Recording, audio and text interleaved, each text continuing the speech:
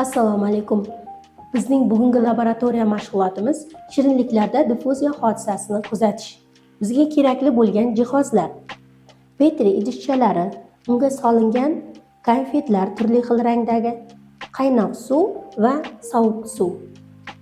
Diffuziya hodisasi ikkita chegaradosh moddaning Brown harakati tufayli bir-biri bilan aralashishiga aytiladi.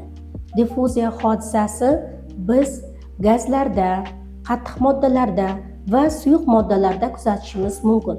O'quvchilar diqqatini, kuzatuvchanligini oshirish maqsadida diffuziya hodisasini shirinliklarda o'tkazamiz. Diffuziya hodisasini kuzatish uchun birinchi idishimizga issiq suv, ikkinchi idishimizga esa sovuq suvdan foydalanamiz.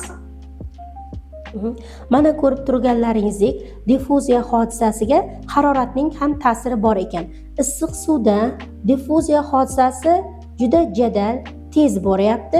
Sovuq suvda esa sal birinchi idishga nisbatan sekinroq davom etyapti. Chunki bunda molekulalar harakati sekin harakatlanadi, issiq suvda esa molekulalar harakati juda ham tez boradi. Bugungi laboratoriya mashg'ulotimizda shuni kuzatdikki, biz yuqorida aytib o'tgan qattiq moddalarda, suyuq moddalarda va gazlarda diffuziya hodisasini borligini ko'rdik.